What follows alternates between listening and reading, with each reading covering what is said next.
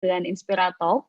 Inspiratalk ID ini adalah platform digital untuk generasi muda berbagi inspirasi dan informasi beasiswa. So, silahkan follow ya Instagramnya @inspiratalk.id dan jangan lupa untuk subscribe YouTube channel Inspiratalk ID. Nah, kenapa Inspiratalk ID ini mengadakan MOBI alias mentorship beasiswa Inspiratalk ID ini? Kenapa nih kira-kira? Jadi acara mentorship beasiswa ini tujuannya adalah untuk menguatkan motivasi generasi muda dalam mencari beasiswa dan tentunya memberikan tips khusus agar bisa lolos beasiswa. Luar biasa banget nih. MOBI ini akan tayang live setiap hari Sabtu dan Minggu malam selama bulan Maret 2021 ini.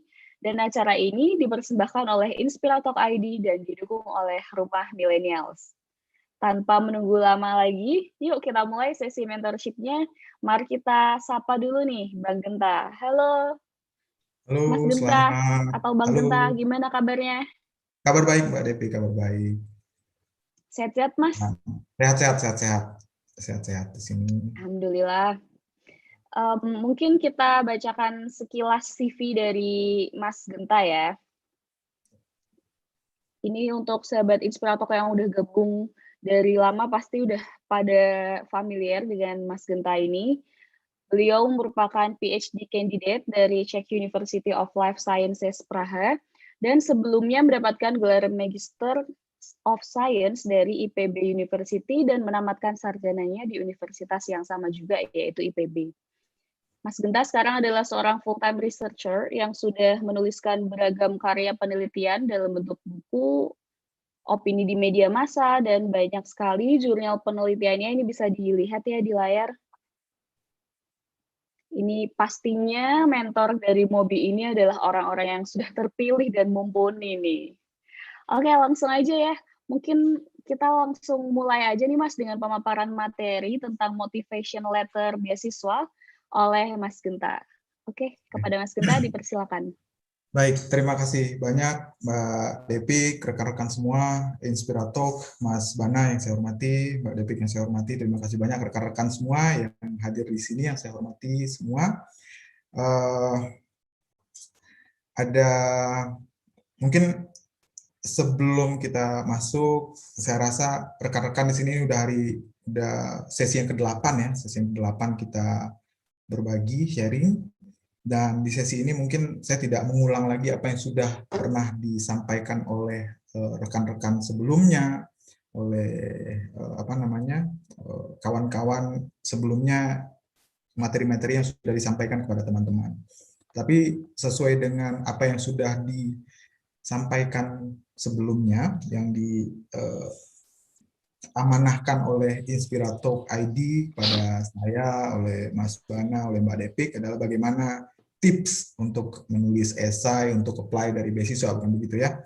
Dan kemudian saya rasa rekan-rekan sudah familiar sekali dengan esai, kemudian bagaimana format esai yang baik, yang benar begitu. Tetapi mungkin ada beberapa catatan yang mungkin perlu kita perhatikan bersama, yaitu pertama yang paling penting kita lakukan adalah, saya mungkin tidak sharing slide, karena kalau sharing slide saya rasa mungkin kita di sini diskusi saja begitu, karena sharing slide saya rasa rekan-rekan saya yang sebelum-sebelumnya sudah banyak sekali slide-slide-nya dan semua materinya sudah ada di situ sebetulnya.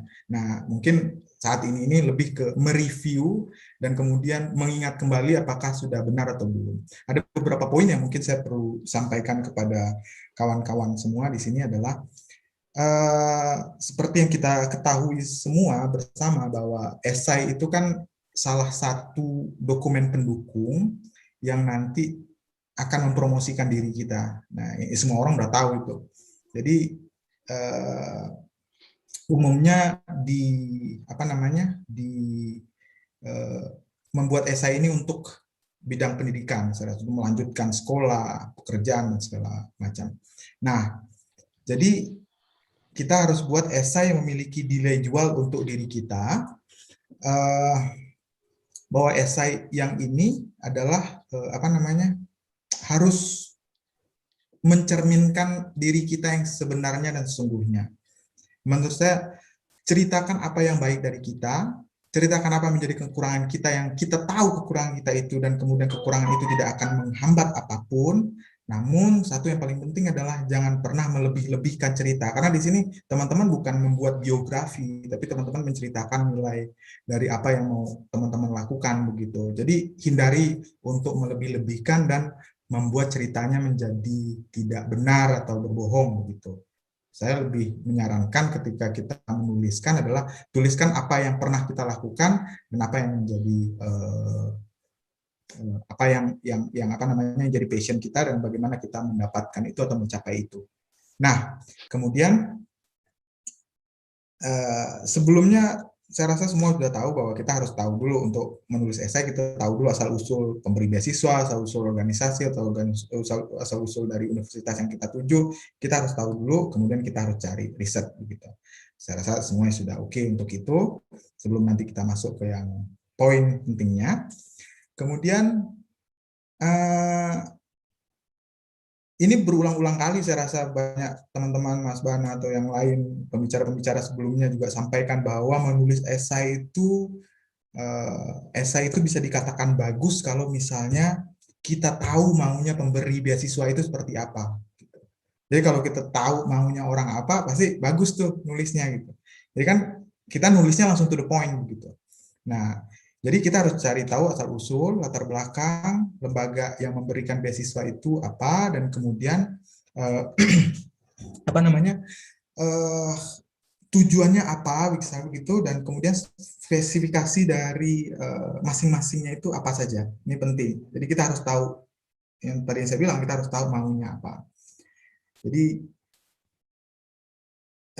kita harus lihat bahwa ada beberapa beasiswa yang mungkin mencari tentang kepemimpinan misalnya, ada yang mencari dengan kemampuan akademik misalnya, ada yang kemampuan komunikasi yang baik misalnya. Nah, kesemuanya itu harus bisa ada di dalam diri kita dan bagaimana kita melihat potensi itu. Nah, kemudian selanjutnya adalah ini mengulang ya, sebenarnya review sih sebenarnya teman-teman, karena nanti kita masuk ke poin yang ininya pada saat kita bahas satu-satu dari materi yang sudah dikirimkan ke saya, esai yang sudah dikirimkan ke saya. Nah, kalau kita sudah pelajari lembaganya, kemudian kita sudah tahu kita mau nulis topik apa untuk ditulis, dan tentunya topik ini nanti harus disesuaikan juga dengan passion kita dan rencana masa depan kita. Karena percayalah teman-teman, pertanyaan kalian mau ngapain, ngambil sekolah di sini dan segala rupa itu nggak cuma datang pada saat wawancara beasiswa saja. Pada saat nanti sudah di universitas itu pun bertemu dengan dosen, bertemu dengan profesor, pasti tanya, lo ngapain sih milih di sini? Itu kayak apa ya, seakan-akan esai itu sebenarnya adalah itu pembuka awal bahwa kita harus gali potensi diri kita. Nanti pada saat kita sudah mulai sekolah pun, saya sekarang di sini sudah beberapa bulan ya di Ceko, saya bertemu dengan banyak profesor di sini, kemudian diskusi, bercerita, pertanyaan mereka sama. Pertanyaannya itu pertanyaan-pertanyaan yang dasar sebenarnya ada di esai-esai itu. Apa sih, ngapain sih kamu milih di sini? Emang di negaramu nggak ada? Jadi gimana kita ngeyakinin dia bahwa, apalagi kalau kayak saya atau mungkin teman-teman yang lain yang ngasih beasiswanya bukan negara sendiri begitu. Negara mereka kasih kita beasiswa untuk sekolah di sana, kemudian mereka akan tanya, terus nanti impact-nya buat kami apa? Ya jadi kan kita harus gali sendiri informasinya gitu. Kira-kira apa yang menjadi nilai jual kita gitu. Jadi esai itu tidak hanya berakhir sampai pada saat submit beasiswa saja, tetapi nanti akan berlanjut sampai pada saat teman-teman sudah di perguruan tinggi itu sendiri. Nah, kemudian kalau saya ambil contoh ya, misalnya kayak saya nih, saya bidang fokusnya di animal science, di applied zoology. Jadi saya tertarik di bidang ilmu itu. Jadi saya harus bisa tuh menghubungkan dengan kondisi realita di sekitar saya. Nah, yang menariknya begini, kalau saya melihatnya bahwa saya zoologi, kemudian saya lihat nih sebelumnya background saya di manajemen sumber daya perairan. Kemudian saya lanjut S2 saya di pengelolaan sumber daya pesisir dan lautan. Kemudian S3 saya di ilmu hewan. Kemudian saya lihat apa sih yang menjadi menarik untuk apa namanya si pemberi beasiswa ini untuk meyakinkan dia bahwa saya adalah kandidat yang tepat begitu. Akhirnya saya punya topik yang menarik, Yang saya bahas adalah tentang invasive alien species, yang itu jarang sekali kita tahu, kita kembangkan begitu. Di negara kita sendiri aja kita nggak tahu loh. Saya rasa mungkin banyak dari kita semua yang nggak tahu hewan asli Indonesia apa saja gitu. Ada bilang nila bang, gitu kan, nila itu bukan asli dari kita. Apalagi banyak sekali yang bukan asli dari kita. Ikan mas bang, oh, bukan juga dari kita. Ikan lele bang, cuma sebagian kecil ikan lele yang asli dari kita. Ikan patin bang, enggak juga. Gitu. Jadi mana nih yang benar-benar yang ada di kita? Ini kan kita nggak tahu tuh gitu. Tidak bisa diinikan, tidak bisa dideskripsikan. Oh, dari situ kita lihat tuh. Jadi saya lihat realita yang ada di sekitar saya, kemudian saya bicarakan, kemudian permasalahan yang sedang hangat itu apa sekarang? Dulu pas awal-awal ramai sekali kan pas sebelum saya masuk di 2019, 2017, 2018 lagi ramai Arapaima tuh lepas ke perairan. Wis, menarik ini diambil begitu kan, relate dengan ini saya begitu. Akhirnya tulis itu, dan kemudian nanti bagaimana ide yang saya punya itu berkontribusi untuk menyelesaikan permasalahan yang ada gitu. Kalau kita kan begitu ya selama ini, kita hobi nih pelihara kepiting, yuyu gitu. Pas waktu kecil pelihara, bawa ke akuarium, pelihara di rumah, bosen kan, bunuh juga kasihan, digoreng juga nggak tega gitu kan. Akhirnya lepas ke selokan. Pas lepas selokan kita nggak tahu dampaknya apa buat lingkungan kan gitu. Akhirnya dia jalan ke sawah, di sawah dia grogotin pematang sawah itu. Akhirnya pematang sawah bocor. Bocor, airnya ngalir terus, sawah jadi kering. Gara-gara apa sih? Yuyu yang kita lepas tadi. Begitu. Ini kan masalah tuh. Nah, bagaimana menyelesaikan itu? Nah, itu kan harus butuh riset tuh, butuh butuh passion di sana begitu. Nah, teman-teman harus tahu tuh passionnya apa, rencana untuk masa depan apa begitu. Itu yang pertama. Itu dari kisah saya begitu. Nah, kemudian yang paling dasar adalah esai itu kan narasi tentang suatu topik tertentu sebenarnya, teman-teman. Jadi kalau kita lihat dalam proses aplikasi beasiswa itu, ada beberapa jenis esai nih. Jadi ada motivation letter namanya, ada studi plan misalnya namanya, ada letter of statement gitu kan, ada banyak yang lain-lain gitu. Misalnya LPDP aja kan, LPDP kalau nggak salah saya, kalau kata teman saya ada 3 tuh yang buat diinikan. Jadi kayak sukses terbesar dalam hidupku apa gitu kan, tulis gitu kan. Kontribusi untuk Indonesia apa nanti gitu, tulis lagi itu. Kemudian studi plan-nya bagaimana gitu. Kalau di kampus saya motivation letter, kemudian studi plan, 2 itu saja. Studi plan itu rencana perjalanan studi selama nanti saya di sini 4 tahun, selama 4 tahun itu saya mau ngapain saja. Semester 1 saya mau ngapain, kedua saya ngapain, 3 saya ngapain, 4 saya ngapain, begitu seterusnya. Nah, biasanya disingkat dalam per tahun. Dalam 1 tahun itu saya mau ngapain aja. Tahun kedua saya mau ngapain aja. Tahun ketiga saya ngapain aja. Tahun keempat saya ngapain aja. Itu harus jelas, harus detail. Jadi, teman-teman harus cari sumber referensi yang mendukung topik yang teman-teman pilih, gitu. Dan kemudian sadur referensi dari sumber-sumber dan data yang relevan dan terpercaya, serta jangan lupa catat referensinya. Jangan pas lupa nanti catat, lupa masukin referensi, akhirnya jadi plagiat. Akhirnya jadi kayak kita menceritakan punya orang lain. Gitu. Nah, poin terakhir menurut saya yang perlu kita sharing sebelum nanti kita sharing lebih detail lagi terkait dengan esai. Jadi kita harus analisa esai itu. Jadi gini loh teman-teman, nggak cuma di esai sih kalau menurut saya, di semua cara menulis, apapun yang mau kita tulis, mau kita menulis opini, mau kita menulis jurnal, mau kita menulis skripsi, tesis, disertasi, apapun itu, kita harus punya analisanya. Itu harus kita buat.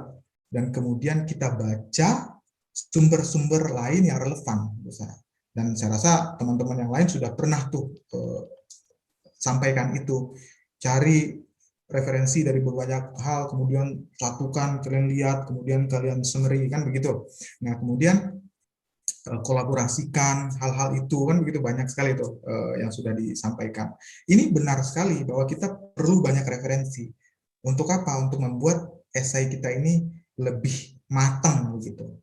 Kemudian kebiasaan saya saya tidak hanya untuk esai, karena menurut saya esai, apapun pertanyaan dari esai ini adalah relate dengan apa yang kita jalani setiap harinya.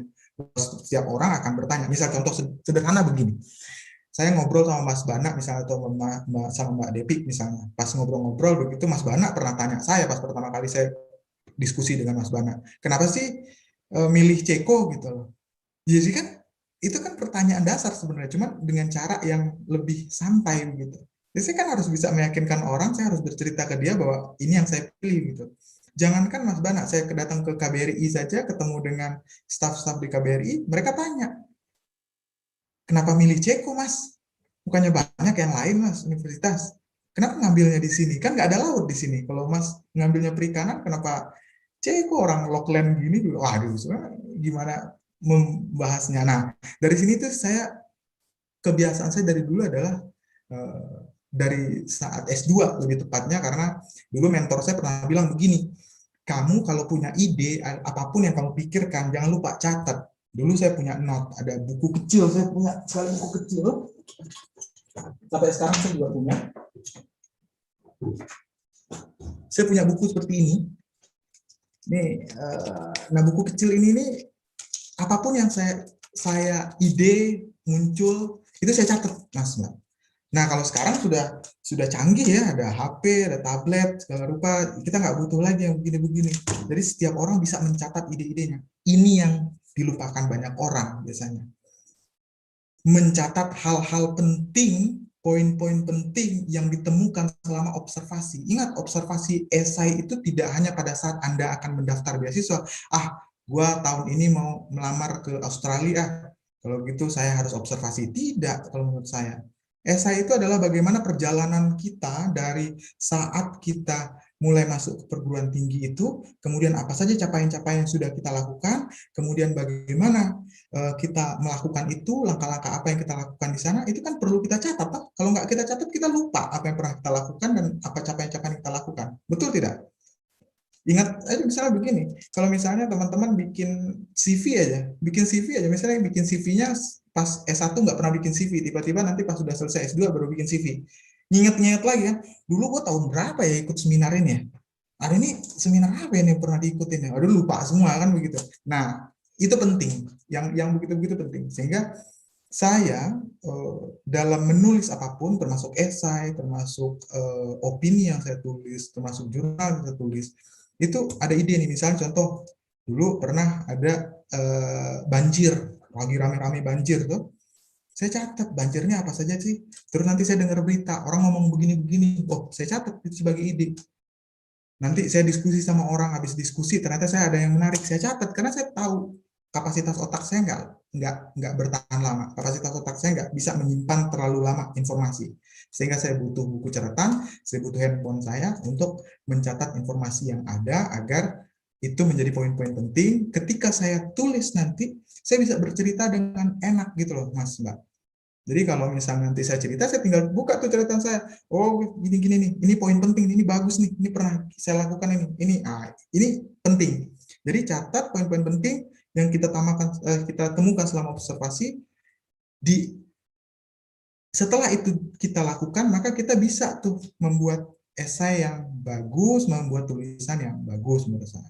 Nah, kemudian paling penting adalah collab dengan yang lain. Misal contoh, kita punya teman suruh baca.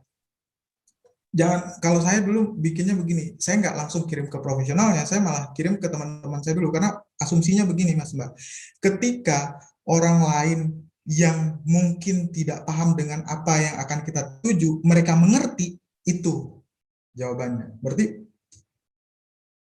tulisan yang kita bikin itu sudah masuk tuh. Mentor saya dulu pernah bilang begini ke saya, kalau dalam membuat tulisan Mas Mbak, mungkin ini cuma sharing ya, karena nanti setelah ini kita bisa masuk ke esainya. Mentor saya pernah bilang begini dulu ke saya, kalau kamu nulis itu ada dua hal yang perlu kamu kamu ingat, dibilang. Kalau kamu nulis, tulisan kamu kalau dibaca oleh supir truk, dia akan mengerti gitu. Kalau dibaca oleh profesor, kalau dibaca oleh supir truk gitu ya, dia akan tidak mengernyitkan dahi membacanya. Apa ini? Nggak langsung ngerti gitu.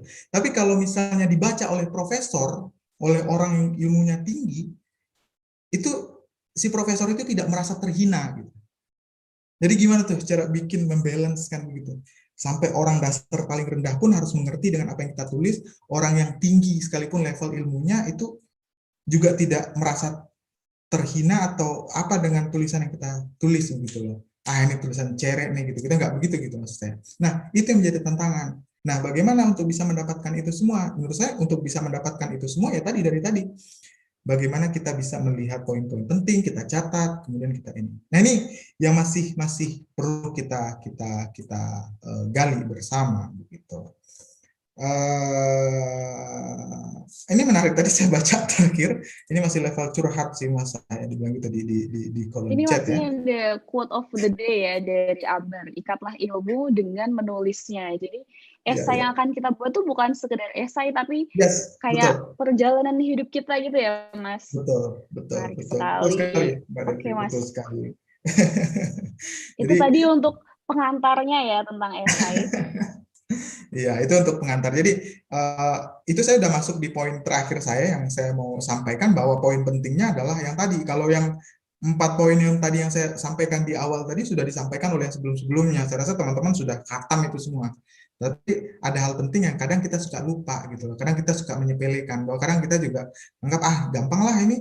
Ingat kok gue ntar juga ditulis begitu. Tapi kita lupa bahwa kapasitas memori kita tidak sanggup menahan ingatan selama itu. Makanya kita butuh banyak catatan untuk membuat apapun itu bisa. Itu berlaku nanti ketika teman-teman sudah melanjutkan studi di luar negeri. Karena akan sedikit berbeda cara belajarnya. Teman-teman akan dituntut untuk belajar mandiri. Nah, di situ akan terasa betul bahwa mencatat, bahwa menuliskan, kemudian apa-apa yang penting itu saya setuju dengan yang dikatakan oleh Mas Iswandi bahwa Mbak Ambar ya ikatlah ilmu dengan menulisnya. Ini benar sekali. Oke, itu mungkin kita bisa lanjut ke yang lain. Mohon maaf kalau Saya saya setuju banget tuh Mas. ini ya. Gak apa-apa Mas, apalagi di era sekarang yang mana banyak banget informasi kan, kita cenderung overwhelmed dengan banyaknya informasi, jadi mencatat Yes. itu adalah hal yang penting. Oke Mas, terima kasih banget untuk pengantarnya. Mungkin Ya. para peserta Mobi ini udah pada nggak sabar nih Mas untuk masuk ke sesi selanjutnya, yaitu bedah esai. Oke, mungkin kita langsung bisa mulai aja ya Mas sesi untuk Ya, bedah boleh. esainya. Boleh. Yang pertama, ini kita udah ada esai dari Mas Adam Rahmadian. Mas Adam, oke. Saya boleh share screen ya, Mbak? Ada Mas Adam saya. Iya, Share boleh Mas, screen. langsung saja kita akan membedah esai dari Mas Adam Rahmadian. Ya, Kak. Halo Mas Adam, apa kabar? Baik, Kak, alhamdulillah. Mas Adam, salam kenal ya. Saya Ya, Kak, Genta. salam kenal juga, ya. Ya. Mas Adam di ini ya, dari Politeknik Jakarta ya? Ya, betul, Kak. Saya dari PNJ, Politeknik Negeri Jakarta. Iya. Oke, salam kenal Mas Adam. Saya sudah baca. Ini Mas Adam mungkin bisa lihat ya di ini ya. Ya, di kelihatan kok, Kak. Screen bahwa ada beberapa hal. Ini yang paling penting mungkin hal dasar Mas Adam sebelum kita masuk nanti apa saja yang paling penting. Maksud saya typo, kemudian hal itu perlu diperhatikan Mas Adam karena banyak sekali yang typo yang Mas Adam tulis begitu. Menurut saya ini penting karena kerapihan dalam menulis itu kan perlu. Tapi nggak apa-apa ini kan baru awal ya maksud saya. Nah kemudian di sini saya sudah lihat dari yang Mas Adam buat ya bahwa Mas Adam sudah menuliskan dengan singkat ya tentang diri Mas Adam seperti apa, kemudian identitasnya juga sudah Mas Adam tuliskan menurut saya. Tapi saya belum lihat di sini ada apa. Harusnya di sini juga Mas Adam tuliskan juga terkait dengan kelebihan dan kekurangan Mas Adam. Karena ini kan tidak seperti ada nanti setelah ini kan kita bahas beasiswa ya yang dari AAS tuh dari ini. Jadi ini masih ada kurang di sana saya lihat. Dan kemudian di sini latar belakang terkait dengan studi Mas Adam belum sepenuhnya terlihat di dalam motivation letter ini. Punten, ini dari review singkat yang saya lihat ya Mas Adam. Jadi memang kita perlu ada perbaikan lagi. Jadi jabarkan latar belakang pendidikan Mas Adam seperti apa. Jadi karena umumnya kan gini Mas Adam kan bikin motivation letter ini untuk digunakan dalam bidang pendidikan toh. Ya, Sehingga betul. nanti yang paling penting adalah latar belakang yang jelas dan akan berpengaruh dalam proses seleksi ini penting Mas. Jadi Mas Adam itu harus lihat tuh background Mas Adam itu ambil S1-nya di sini kan cuma dijelaskan di awal nih. Di sini ya kan civil engineering dan kemudian sampai di sini toh. Ya, sampai situ. Habis itu setelah saya ngejelasin tentang skripsi ini toh, melakukan ini analisis of capacity tentang skripsi, betul. Nah, maksud saya, ini latar belakang yang lebih jelas dan lebih baik lagi itu sangat berpengaruh Mas dalam proses seleksi. Karena orang akan lihat background Mas Adam seperti apa. Nah, kemudian ketika itu dituliskan dengan baik, itu akan lebih better. Nanti saya harap nanti Mas Adam bisa ikut sampai akhir karena nanti ada beberapa poin yang mungkin saya akan jabarkan dengan tulisan-tulisan teman-teman yang lain Mas Adam. Nah, kemudian Mas Adam saya belum lihat ada achievement yang Mas Adam tuliskan di situ apa saja gitu. Karena menurut saya itu penting karena itu harus menjual Mas. Karena kalau misalnya Mas Adam datar-datar saja, flat-flat saja, apa yang membedakan Mas Adam dengan kandidat yang lain gitu toh? Karena kan Mas Adam harus menjual diri Mas Adam bahwa Mas Adam berbeda dengan kandidat yang lain, bahwa mereka layak untuk memperjuangkan Mas Adam untuk memilih Mas Adam sebagai kandidat dalam beasiswa itu kan begitu. Jadi harus dituliskan kalau menurut saya prestasi yang pernah diraih. Waduh, saya bingung nih nulisin prestasi saya yang mana. Capaian tertinggi yang pernah ada yang menurut Mas Adam itu yang menurut saya pasti punya lah, semua orang pasti punya, apalagi udah sampai di sini. Apa yang membuat Mas Adam berbeda dari yang lain gitu. Walaupun nggak sesuai sama studi yang diambil nggak apa-apa Kak, kayak di organisasi gitu, nggak masalah. Nggak masalah. Nah, ini penting. Nanti saya akan bahas sampai ke organisasi Mas Adam. Karena yang paling penting adalah beasiswa itu tidak melulu tentang akademik, Mas. Non-akademik juga jadi pertimbangan. Ini menjadi penting. Saya kalau dulu sekolah itu kupu-kupu saja, kuliah pulang begitu, waduh kayaknya mungkin tidak di sini saya sekolah kayaknya. Mungkin ya.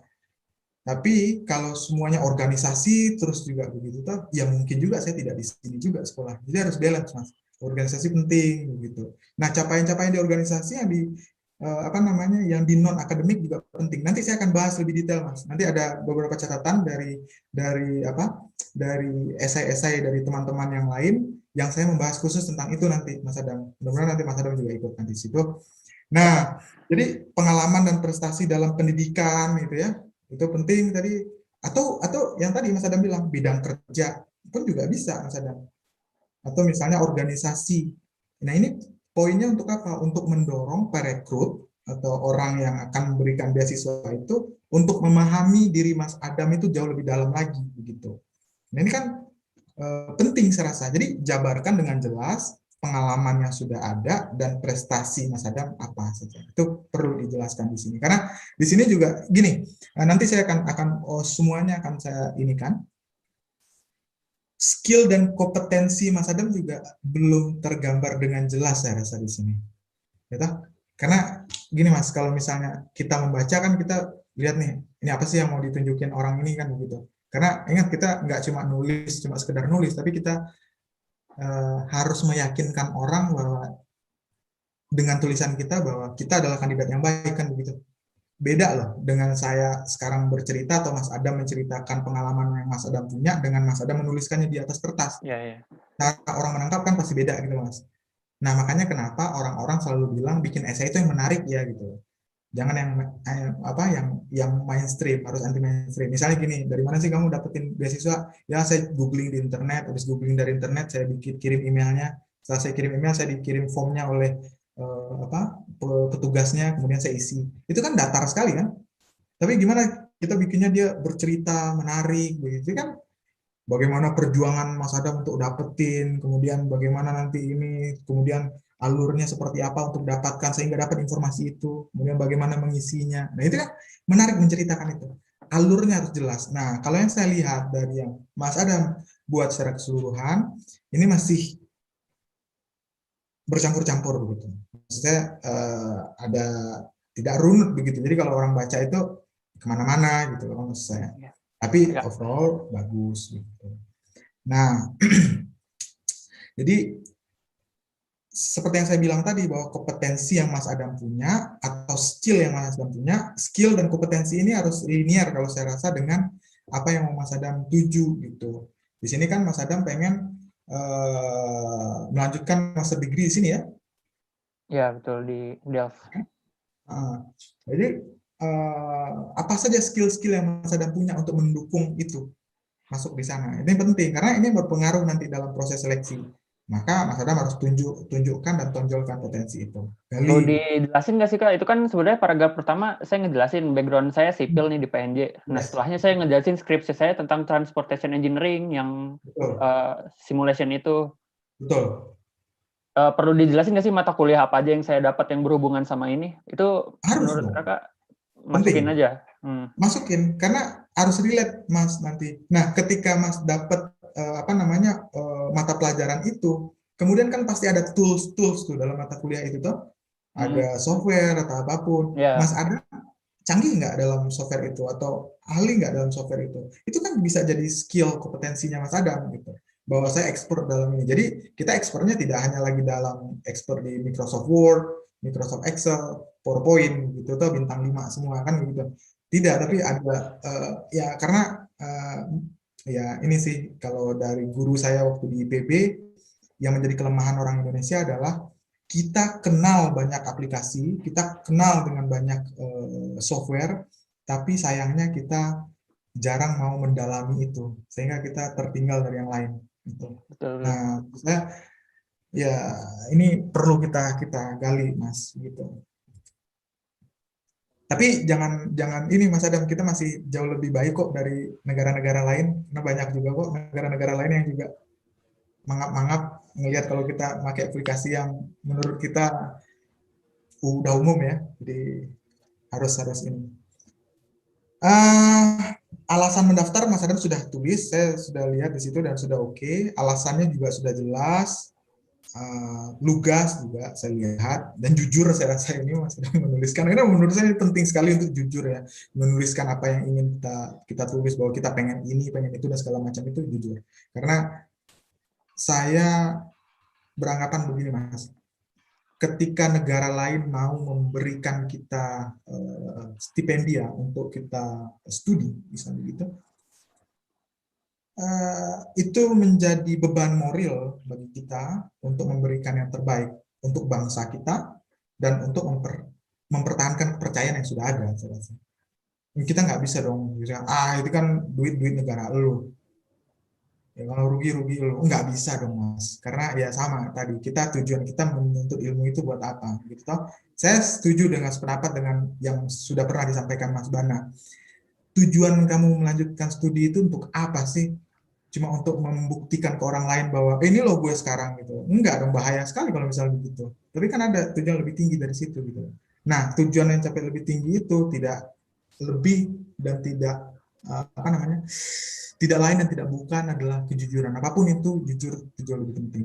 Jadi menurut saya tuliskan apapun yang Mas Adam punya dan ini saya melihat sudah oke untuk yang itu. Nah, kemudian nah itu tadi yang Mas Adam tanyakan tadi, pengajuan beasiswa, mata kuliahnya juga harus dijelaskan yang menjadi minatnya apa. Ini penting Mas Adam. Jadi Mas Adam harus jelaskan minat Mas Adam nanti untuk memahami agar lebih baik.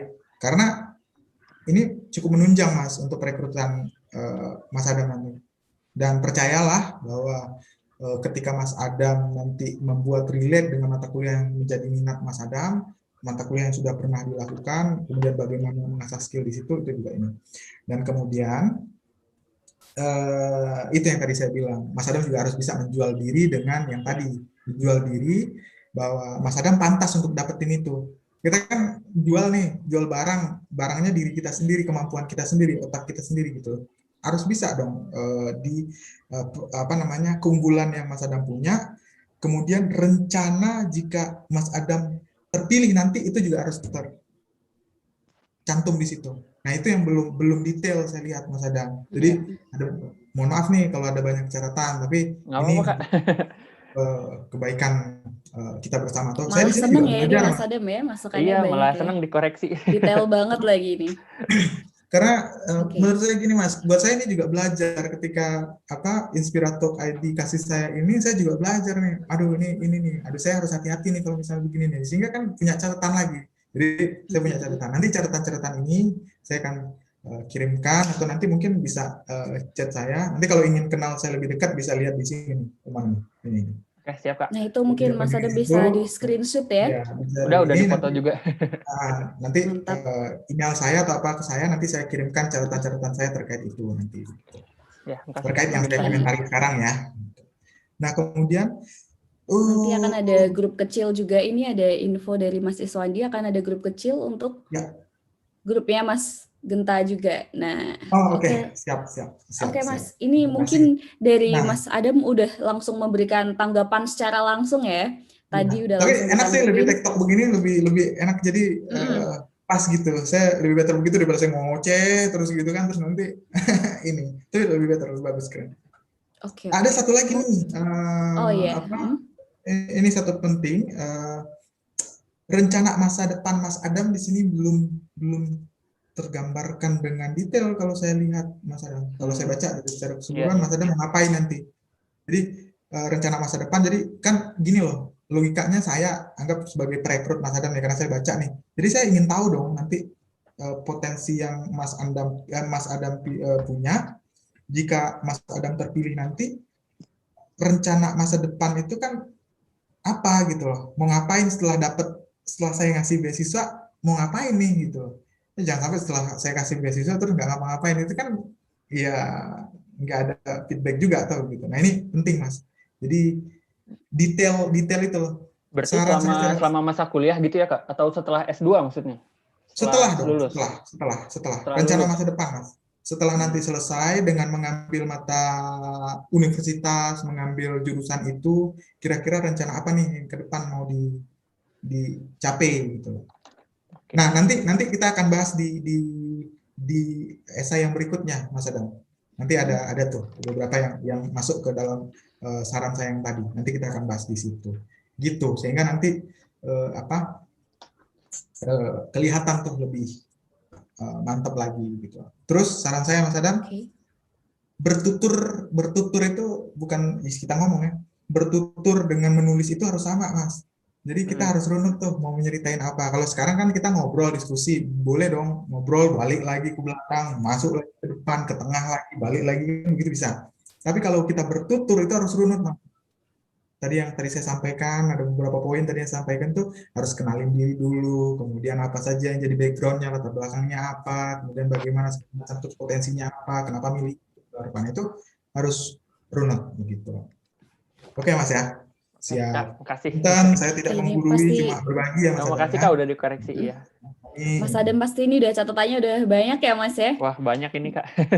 Ini juga di grup udah rame nih Mas, udah Mas Genta precise banget masukannya dari Mas Yohanes. Mungkin kita bisa langsung masuk aja ke yang selanjutnya ini dari Mas Yohanes dan teman-teman yang mau apply buat AAS kali ya Mas? Ya. Oke, mungkin kita langsung masuk ke yang selanjutnya yaitu dari Mas Yohanes. Kira-kira gimana nih esainya dari Mas Yohanes? Apa yang akan kita bedah nih Mas? Oke, Mas Yohanes tuh. Halo Mas Yohanes. Halo Mas. Halo, apa kabar Mas Yohanes? Baik, Mas Genta gimana kabarnya? Kabar baik. Di sini sehat-sehat. Walaupun corona kita harus semangat, Mas. Semangat, Mas. Iya. Mas Yohanes ya mana nih? Oke, sip.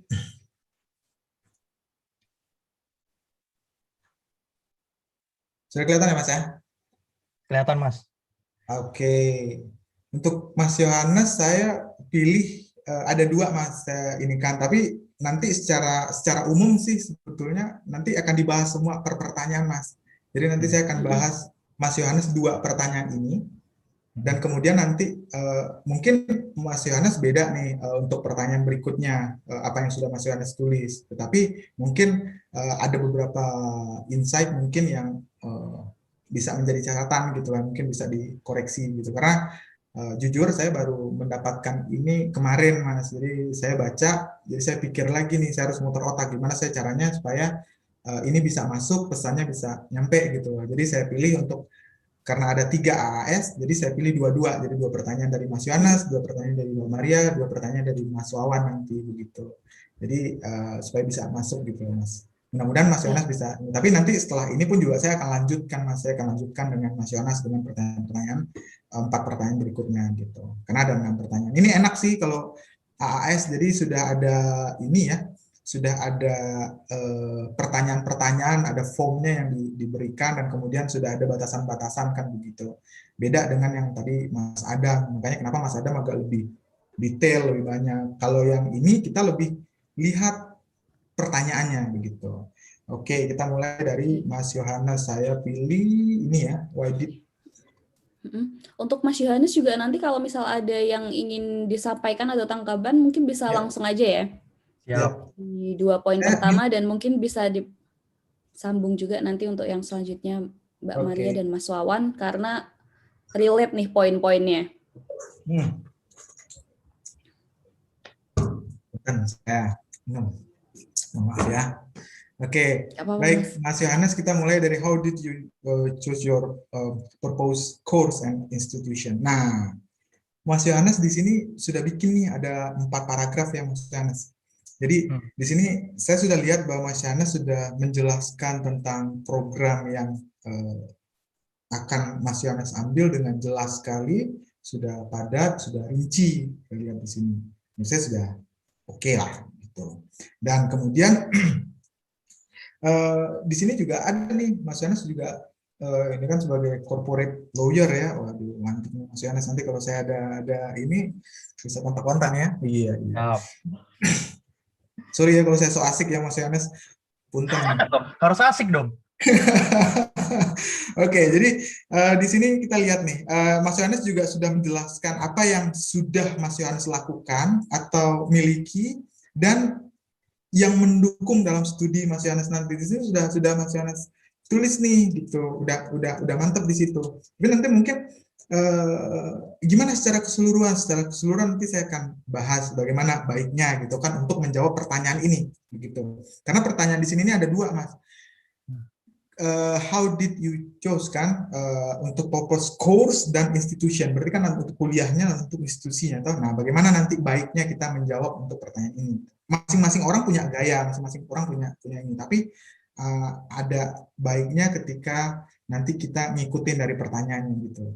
Karena dulu saya ingat sekali tuh Mas Yohanes waktu SD, waktu SMP jawab pertanyaan esai dari guru kan, dia nanya apa, saya jawab apa, salah gitu loh.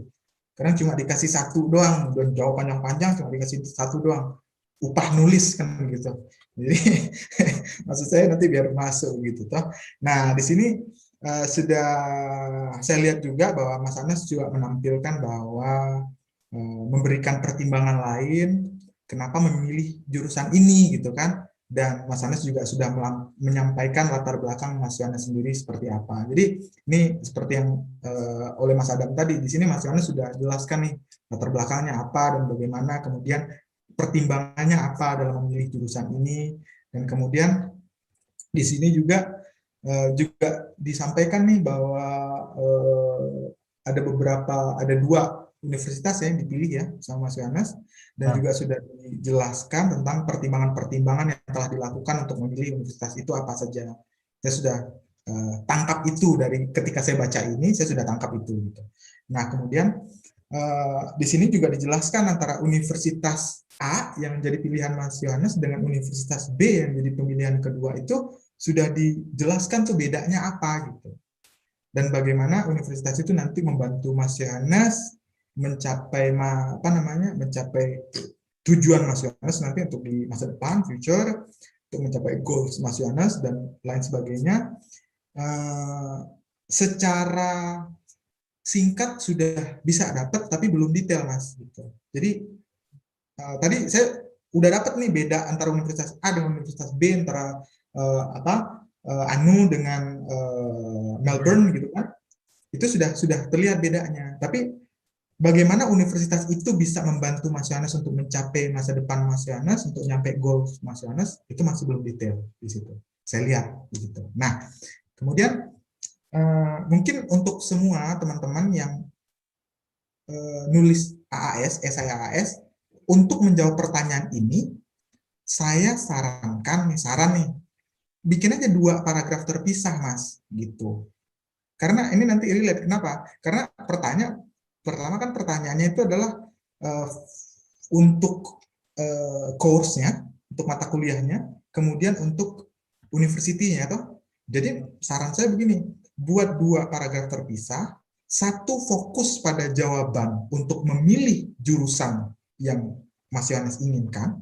Jadi fokusnya di situ di paragraf pertama. Jadi dia nggak loncat-loncat, Mas. Tadi saya bilang bahwa kita kan mau menuturkan ke orang nih, bahwa saya milih ini nih, kalau saya milih course-nya ini. Jadi kalau sekarang saya lihat masih ada kayak nanti course-nya di atas bahas, terus nanti di bawah lagi gitu kan. Di sini juga sama kan, untuk yang Melbourne begini, pagi. Jadi maksud saya lebih bikin setidaknya mungkin 2. Dan kemudian paragraf kedua, pilih fokusnya untuk bagaimana memilih universitas tujuan tadi. Di sini udah ada nih, universitas tujuannya ada 2. Kemudian di atasnya course-nya. Nah, ini bisa apa namanya, dirapikan lagi begitu. Nah,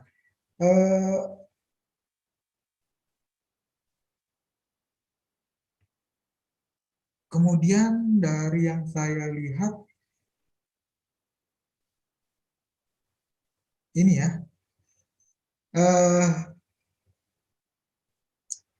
untuk yang pertama, Mas, untuk yang tadi, ya kan, kenapa memilih course-nya tadi, institusi yang tadi, ini Mas Yohanes langkah pertamanya menurut saya mungkin untuk yang lain ya, untuk yang teman-teman yang lain, tadi saya udah review untuk yang Mas Yohanes, saya udah mungkin memberikan sedikit saran begitu untuk memperbaiki mungkin runutan bagaimana menceritakannya gitu.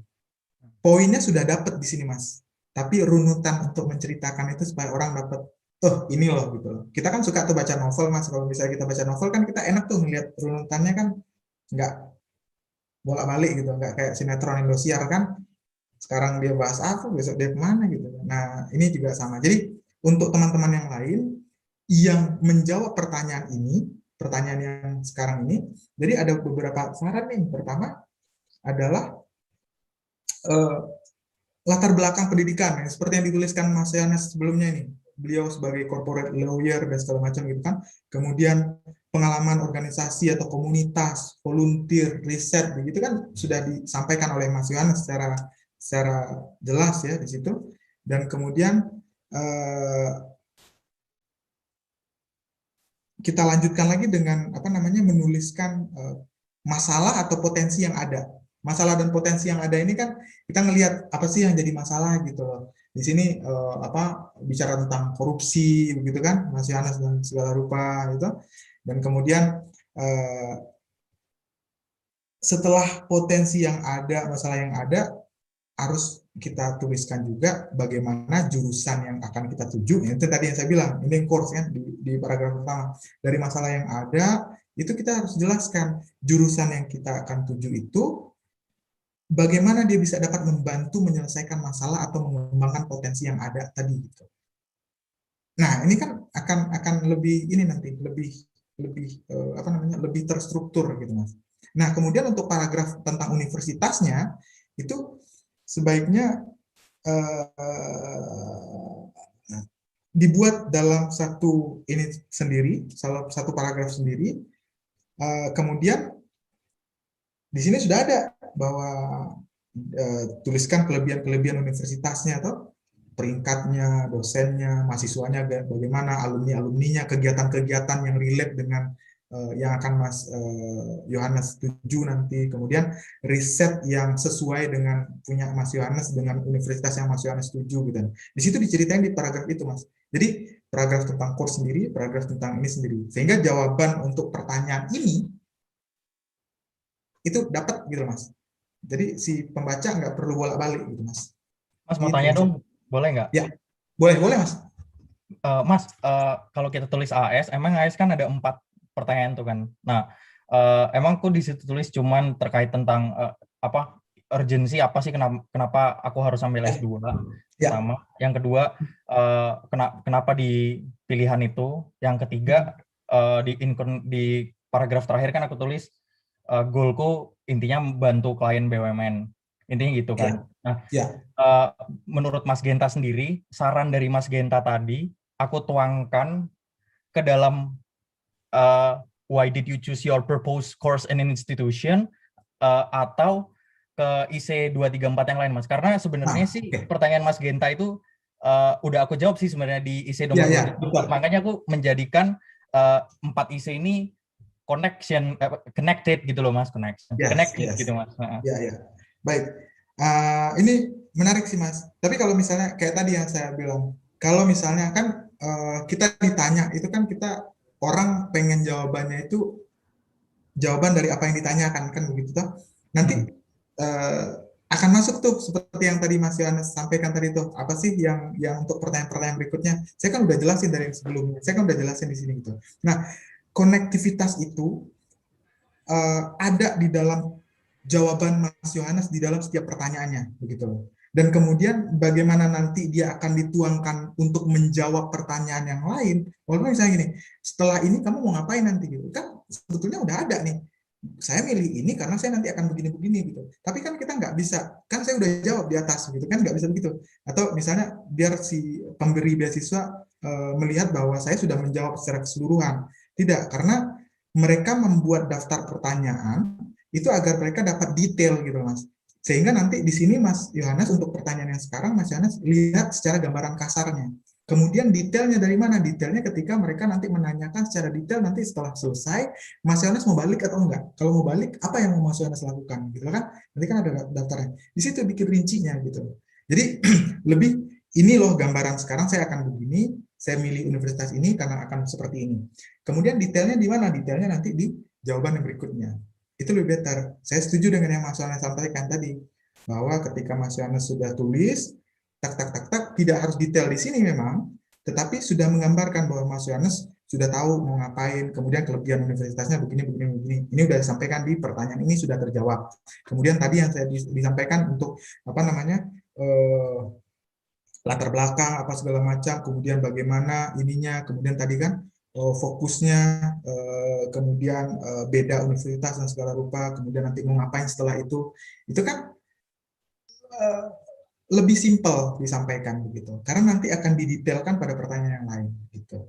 Nah, konektivitasnya di sana, Mas, tapi bukan berarti nanti di sini tidak dijelaskan, tapi dijelaskan nanti di sini, bukan begitu maksudnya gitu. Mudah-mudahan kita satu ini, Mas, satu mazhab nih kan gitu. Mas Genta boleh nggak komennya Mas Genta taruh di di IC saya, ntar mungkin Mas kirim email. Saya bikin begini, Mas. Jadi saya tulis nih yang saya tampilkan ke Mas ini adalah ininya. Jadi saya bikinnya dalam model jurnal begitu, Mas. Jadi untuk reviewnya saya bikin Word sendiri gitu. Nah, nanti dari sini saya akan kirimkan yang punya Mas Yohanes, kemudian yang review saya gitu. Jadi review saya tidak campurkan di situ karena saya bukan mengoreksi toh, saya cuma memberikan pandangan, kan. Jadi saya sudah tulis dalam Word di sini untuk 2 pertanyaan ini. Kemudian untuk 4 pertanyaan lainnya saya akan susulkan begitu, Mas. Jadi saya nanti akan selesaikan ini. Kita kan punya grup. Nanti di situ saya akan sampaikan ini loh gitu. Jadi biar ada masukan. Gitu, Mas. Makasih Mas Genta. Jadi, sama-sama. Nanti yang lebih mendetail akan di grup kecil ya, Mas, nih yang seperti disampaikan Mas Iswandi. Langsung 4 esai yang hari ini semuanya masuk ke grup kecilnya Mas Genta. Oke. Yes, mungkin bisa langsung ke poin pertanyaan selanjutnya, Mas Genta. Nah, oke, baik. Ini pertanyaan selanjutnya, how will the proposed study contribute your career? Kan ini ya, tadi yang gimana nih yang ininya. Nah, ini penting nih. Jadi di sini saya sudah baca nih, ini keren sekali, Mas. Saya jadi minder nih bacanya pas lihat. Waduh, ini lebay Mas Genta. Jadi di sini Mas Yohanes sudah jelaskan dengan singkat, padat, jelas tentang karir yang ingin diraih dan yang sudah ada, begitu kan. Kemudian latar belakang Mas Yohanes seperti apa di pendidikan sebelumnya, dan kemudian di program yang akan Mas pilih nanti, bagaimana itu membantu. Yang tadi yang seperti Mas Yohanes sampaikan ke saya, Mas Yohanes sudah buat nih, ya runutannya sudah oke nih. Kemudian Mas Yohanes detailkan lagi di sini gitu untuk menunjang yang tadi. Nah itu sependapat tuh saya dengan yang Mas Yohanes sampaikan tadi. Sudah oke di sini gitu. Nah, saya kan belum detail baca untuk yang Mas Yohanes dengan pertanyaan-pertanyaan berikutnya gitu. Karena saya langsung lompat ke yang lain dengan pertanyaan lainnya. Jadi nanti kita lihat lagi tuh di situ gitu. Nah, karena di sini setahu saya kan 400 kata ya di sini Mas Yohanes ya untuk yang 2000 pertanyaan. karakter Mas. 2000 karakter ya. 2000 Huruf. karakter ya berarti kan 400 kataan tuh. 400 kata lah kalau 2000 karakter. Itu bisa didetailin lagi gitu, bisa dirinci lagi seperti yang tadi yang Mas Yohanes sampaikan. Saya kan pengen begini-begini Mas gitu. Oke, sampaikan di sini gitu. Karena ada space yang lebih banyak untuk menyampaikan secara singkat tentang karir, dan ini saya sudah lihat bahwa ini udah padat, udah jelas, udah apa tentang karir, kemudian tentang apa yang mau diraih itu sudah oke. Jadi bisa lebih dirinci lagi di sini. Ini udah oke. Nah, kemudian gimana nih saran untuk yang lain di luar review dengan Mas Yohanes ya? Maksud saya ini untuk keseluruhan. Kalau misalnya berhadapan dengan pertanyaan ini untuk teman-teman yang apply AAS. Jadi kita lihat nih, Mas Yohanes di sini dia udah lihat bahwa menyebutkan karir yang sudah ditekuni gitu. Jadi Mas Yohanes sudah menekuni karir apa, itu sudah diceritakan begitu. Nah, teman-teman juga yang lain juga bisa melakukan yang sama. Apa ya karir yang sudah ditekuni? Oh, saya belum berkarir, tapi apa aktivitas kegiatan yang mungkin sedang ditekuni begitu. Itu bisa dipelajari. Nah, kemudian setelah studi nanti dan kita juga berikan alasan mengapa kita memilih karir tersebut. Jadi karir apa yang akan kita sedang tekuni dan akan tekuni setelah itu, kemudian bagaimana atau alasan apa kita memilih studi tersebut. Nah, ini di sini nih poin-poinnya yang harus kita cerita. Jadi kita harus cerita nih, orang ini pengen dia nanya kayak begini karena dia pengen tahu ketika sudah dapat ini karir apa yang pengen kita capai. Kemudian bagaimana kita mencapai itu. Kemudian alasannya kenapa memilih itu. Kemudian bagaimana universitas itu atau jurusan itu bisa mendukung kita untuk mencapai itu gitu. Tujuan kita gitu. Jadi nah, ini relate dengan pertanyaan Mas Adam sebelumnya. Kira-kira studi yang dimaksudkan ini cuma dalam bidang akademik enggak gitu. Bisa enggak organisasi? Nah, ini relate Mas Adam. Maksud saya di sini Mas Adam bisa cerita nih kalau misalnya ada orang bertanya seperti ini. Jadi harus dituliskan juga bahwa ini bukan cuma untuk bidang akademik saja. Bukan tentang capaian-capaian dari bidang akademik saja, tapi non akademik juga sama gitu. Jadi tidak hanya non akademik, seperti saya peneliti, riset itu juga masuk begitu Mas. Jadi apa yang akan kita lakukan, bagaimana kita melakukan itu harus masuk. Jadi dalam hal ini sebaiknya kita harus pahami Mas. Makanya tadi penting pahami apa mata kuliah yang akan pelajari nanti. Kemudian apa yang akan kita lakukan selama studi ini menjadi penting sekali untuk kita bisa lihat bahwa kita benar-benar tepat ada di situ dan kita akan sampai ke tujuan yang ingin kita capai. Nah, perlu diingat bahwa untuk semua teman-teman bahwa kegiatan akademik saja itu nggak cukup. Jadi pemberi beasiswa itu biasanya cenderung termasuk di Republik Ceko menurut saya di tempat saya sekarang ini mereka lebih tertarik kepada pejuang-pejuang beasiswa yang paham juga dengan kegiatan non akademik. Jadi apa yang mendukung karirnya dia. Jadi misalnya gini loh, kita canggih IPK-nya 4 tapi kita nggak punya kegiatan-kegiatan akademik yang bisa mendukung karir kita ke depan. Menurut saya itu tidak menjadi daya tarik kita. Jadi mereka biasanya yang ngasih beasiswa itu cenderung tertarik ketika kita tuh punya channel yang lebih luas gitu. Oh, dia aktif di sini, dia bisa begini, dia bisa mengembangkan ini nanti nih. Yang mengerti di lapangan juga gitu mungkin ya Mas? Yes, betul. Jadi nggak cuma hard skill-nya tapi juga soft skill-nya juga. Oke, Betul. mungkin untuk Mas Yohanes, 2 pertanyaan ini sudah cukup ya Mas ya. Kita lanjut ke yang selanjutnya, 2 poin selanjutnya dari pertanyaan beasiswa HAS dari punyanya Mbak Maria Yesika. Mbak Maria, Mm-mm. saya share dulu Mbak Maria. Makasih ya Mas Genta, mantap Mas. Sama-sama Mas Yohanes, sama-sama. Mohon maaf Mas kalau ini ya kurang berkenan. Daging semua ya Mas ini yang disampaikan sama Mas Genta nih. Makasih saya. Oke. Makasih. Nah, Iya. Ini ini udah siap Mbak nih Mbak Maria nih. Mbak Maria. Halo Mbak Maria, apa kabar? Halo Mas, kabar baik, puji Tuhan. Kabar baik. Oke, baik Mbak Maria. Saya izin ya Mbak Maria, saya pilih Mbak Maria untuk yang kenapa Mbak Maria memilih AAS ya. Dan Iya, kemudian, iya, sorry, benar. bagaimana Mbak Maria ini Iya. effort yang sudah dilakukan gitu.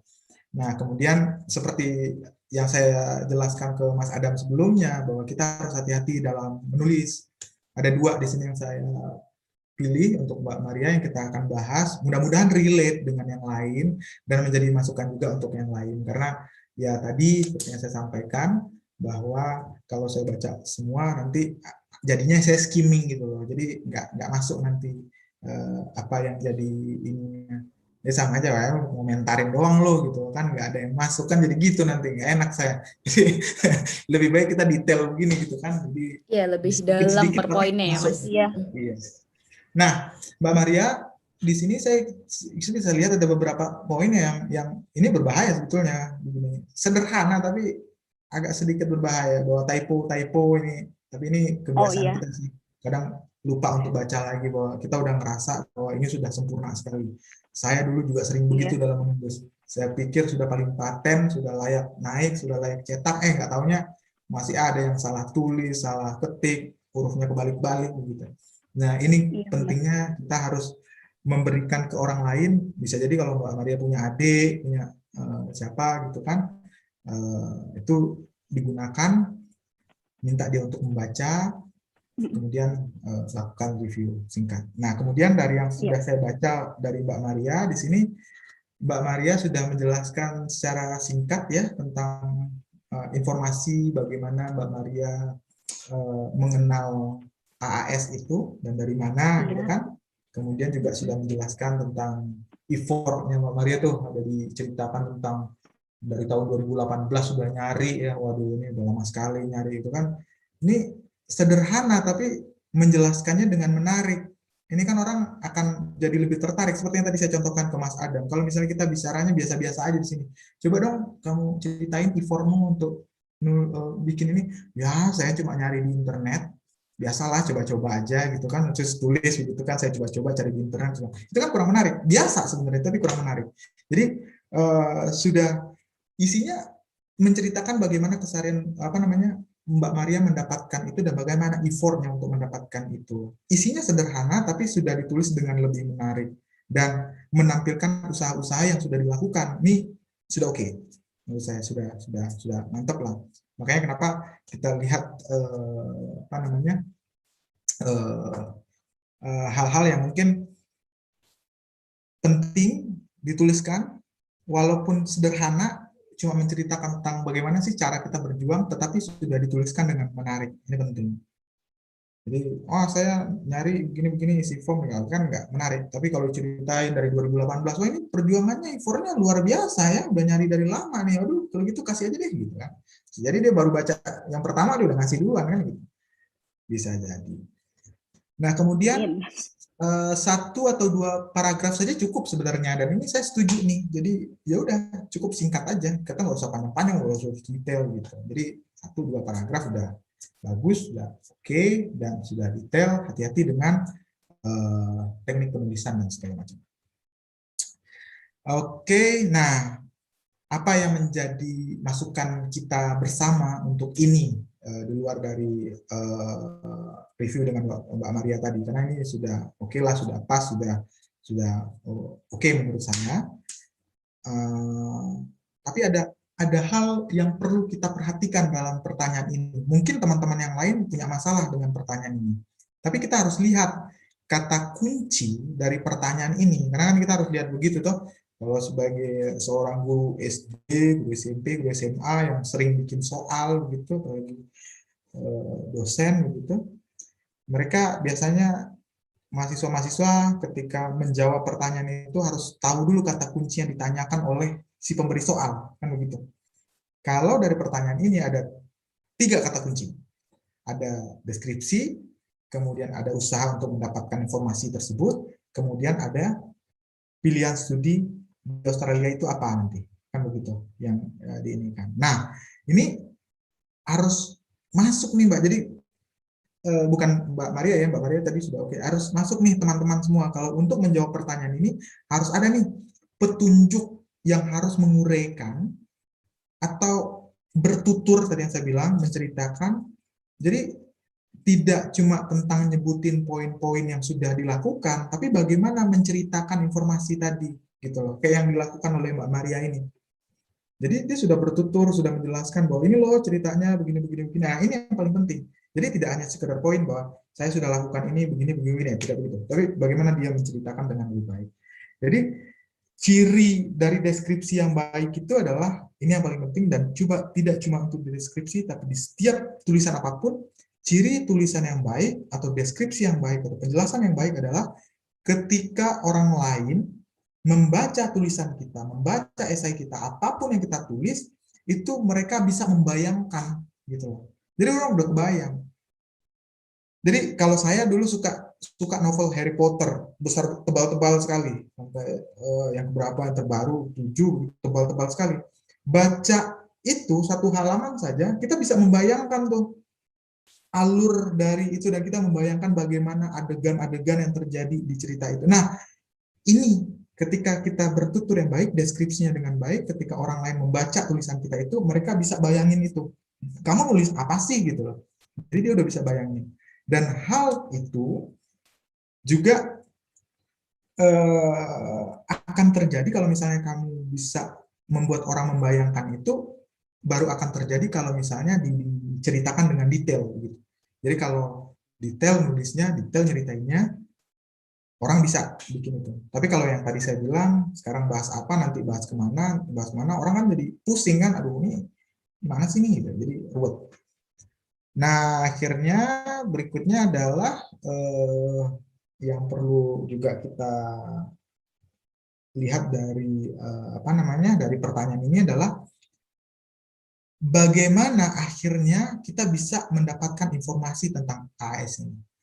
Dan bagaimana untuk download formulir aplikasi ini. Ini kan dijelasin nih, nulis, udah searching, kan apa saja persyaratan segala macamnya. Seperti yang dituliskan Mbak Maria, ini jadi contoh yang mungkin menurut saya agak lebih better dan baik untuk dijadikan sebagai acuan bahwa ini sudah terjadi dan sudah dilakukan gitu, sudah ada di dalam itu gitu. Dan kemudian pertanyaan berikutnya harus relate. Ini kan pertanyaan berikutnya, kenapa ya do you intend to return to this organization after your scholarship in Australia, atau apapun pertanyaan setelah itu misalnya begitu toh. Di pertanyaan pertama, please describe the effort. Maaf ya, seperti yang disampaikan oleh Mas Yohanes tadi.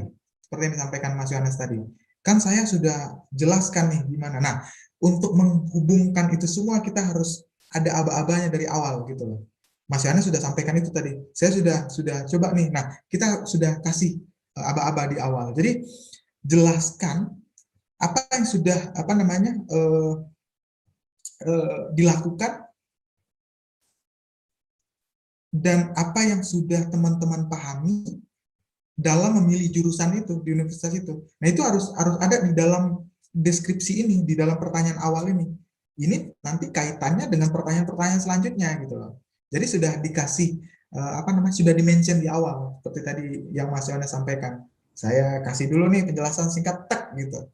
Nah, nanti di sini nih udah terjawab di yang lain gitu loh. Di pertanyaan-pertanyaan lain itu nanti didetailin gitu loh. Nah, itu sudah di-mention dulu di awal. Nah, kalau jangan lupa juga kalau misalnya ternyata kan nggak semua orang punya pengalaman dia nyari sendiri, tapi ada juga terinspirasi dari pengalaman orang lain. Misalnya contoh sederhana, misalnya nanti Mbak Maria atau Mas Yohanes sudah lulus atau Mas Wawan sudah diterima beasiswa AS gitu loh kan, dan kemudian ada adik kelas yang mendapatkan itu, ada teman-teman lain yang mendapatkan itu, dan kemudian terinspirasi dari situ, terinspirasi dari pengalaman Mas Yohanes, Mbak Maria, dan Mas Wawan misalnya begitu. Itu bisa juga dituliskan di sini. Jadi dijelaskan di dalam jawaban nomor 1 ini. Itu kaitannya dengan tadi runutan. Dan kemudian itu sih saya rasa ya. Jadi esai yang tadi ditulis untuk pertanyaan nomor 1 ini adalah cara untuk menyampaikan sesuatu ke orang lain.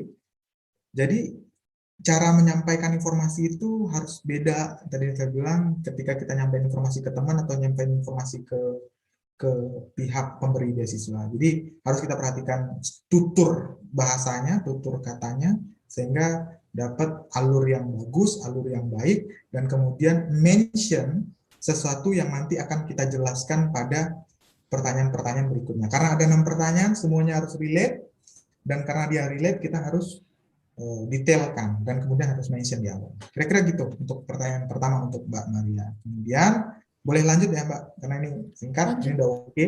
Nah, untuk mau kembali atau enggak, jadi kan Mbak Maria pengen balik ya, pengen balik ya dari ini. Harus balik. Oh ya, pengen balik, dan kemudian detailnya juga sudah jelas. Dan ini sudah oke, sudah menjawab, dan saya nggak banyak komentar di sini karena sudah masuk begitu. Karena kalau misalnya Mbak Maria iya gitu kan, jika iya Mbak Maria pengen balik misalnya begitu, atau Mbak Maria sudah untuk teman-teman yang lain yang mungkin lihat yang di layar ini sudah lihat bahwa sudah ada nih keterangan secara rinci bagaimana bidang studi tadi yang dipelajari itu nanti berguna begitu toh, dapat membantu perkembangan tempatnya Mbak Maria bekerja gitu. Itu sudah menjadi poin penting nih. Dan kemudian bagaimana nanti bidang studi itu juga bisa menyiapkan atau menyelesaikan permasalahan tertentu yang ada di tempat kerja yang sekarang. Ini kan sudah ada nih. Jadi kan di sini juga udah dibilang nih, my research focus in internal audit can help the university to establish and develop an internal audit unit. Seperti kan itu hal-hal yang diinginkan, dan kemudian bagaimana menyelesaikan masalah yang ada. Nah ini atau di tempat kerja yang sekarang itu sudah ada. Nah kemudian bagaimana jika tidak gitu. Nah kalau jika tidak, maka poin penting yang mungkin teman-teman perlu lakukan adalah seperti yang saya sampaikan ke Mas Adam sebelumnya, jelaskan karir apa yang akan kita lakukan ke depan untuk masa depan. Kemudian kontribusi semacam apa yang akan kita berikan. Kalau misalnya kita nggak mau balik nih, kita mau punya karir sendiri setelah ini gitu lah. Tapi jelasin di situ. Dan kemudian ini harus ada kaitannya dengan bidang studi dan riset interest Anda. Jadi tidak hanya saya pengen mengambil ini, oh enggak. Jadi harus ada relate bahwa orang ngasih beasiswa kita, ketika kamu tidak ingin balik lagi, maka kontribusi apa yang akan kamu lakukan, yang akan kamu berikan, dan kemudian apa kaitannya dengan bidang studi yang akan kamu ambil atau dengan riset yang sedang kamu ambil. Jadi nggak ada yang benar atau salah antara pulang atau enggak ya Mas, yang penting apa yang udah dipelajarin waktu ngambil beasiswa tuh ada manfaatnya di masa depan yang jelas, seperti itu untuk poin yang ini. Oke, mungkin untuk Mbak Maria sudah cukup ya 2 poin ini. Kita langsung lanjut ke poin yang... Mas Genta. Sami-sami Mbak Maria. Kita mungkin langsung lanjut ke poin yang terakhir nih Mas, sekaligus kita akan membedah esai dari Mas Wawan Ridwan. Oke, Mas Wawan. Halo, Mas Wawan, apakah sudah siap? Siap. Mas Wawan, apa kabar Mas Wawan? Baik, Mas. Baik. Background-nya sama loh. Hah? Gimana? Enggak, ini Mas saya background-nya virtual, background-nya sama. Virtual background. Sehati. Ada ininya ya, ada template-nya. Enggak ada. Yang background-nya paling beda emang Mas Genta nih. Custom ya Mas, bikin sendiri. Custom. Oke Mas, kita langsung masuk ke esainya Mas Wawan. Iya. Di sini saya menarik nih Mas Wawan, apa? Di sini sudah oke ya, sudah mantap ketika Mas Wawan, karena di sini pas banget. Saya pilih Mas Wawan untuk pertanyaan nomor 5 ya Mas, nomor 5 dan nomor 6. Bahwa suara saya nggak putus-putus ya di situ. Ya, Jelas, Mas. clearly. Nah, di sini Mas Wawan sudah mencoba menyampaikan kepada kita semua. Saya bisa bayangkan, saya sudah bisa lihat bahwa ada proyek yang sudah Mas Wawan lakukan, dan kemudian Mas Wawan sudah jelaskan tentang situasi dan permasalahan yang ada, gitu. Sudah 20 tahun ya Mas Wawan ya, diceritakan di situ. Kemudian ada masalahnya dari apa namanya, implementasinya nggak bagus dari pengguna, gitu toh. Itu kan sudah ada. Dan kemudian alternatif solusi yang telah dilakukan apa, gitu. Kemudian hasil yang didapatkan apa. Ini sudah menjawab. Jadi dari yang saya baca untuk Mas Wawan, saya sudah dapetin jawabannya nih gitu dari pertanyaan ini. Jadi kalau saya nanya ini, Mas Wawan jawab dengan tulisan Mas Wawan, saya sudah dapat bahwa Mas Wawan ada proyek yang diambil, kemudian yang sudah Mas Wawan lakukan, kemudian Mas Wawan sudah jelaskan masalahnya apa di situ, saya sudah tahu masalahnya apa, dan kemudian solusinya apa yang akan Mas Wawan lakukan itu sudah juga ada di situ, sudah terlihat oleh saya, dan kemudian hasil yang akan didapatkan, hasil apa yang didapatkan itu juga sudah Mas Wawan tuliskan. Jadi that's better Mas. Keren. Nah, tapi bagaimana nih kalau misalnya untuk teman-teman yang lain gitu. Nah, ini penting sih kalau menurut saya. Jadi teman-teman mungkin kita harus seperti Mas Wawan gitu, kalau misalnya saya bisa bilang. Kita harus pinter, kita harus jeli untuk melihat apa yang sudah dan apa yang akan kita lakukan. Nah, karena Mas Wawan memang sudah bekerja di bidang itu dan menekuni bidang itu, makanya Mas Wawan tahu apa yang akan diceritakan gitu. Ini yang paling penting dalam menulis sebenarnya. Kita harus tahu bahwa yang kita tulis itu adalah apa yang sudah pernah kita lakukan dan bagaimana kita melakukan itu dan capaian apa yang kita lakukan. Nah, ini penting bahwa kita harus melihat potensi itu. Ini punten Mas Wawan, saya bukan menggurui, tapi saya sharing kepada yang lain karena Mas Wawan sudah oke. Ini menjadi acuan buat yang lain agar melihat bahwa kita harus pintar, harus jeli dalam melihat potensi diri kita sendiri.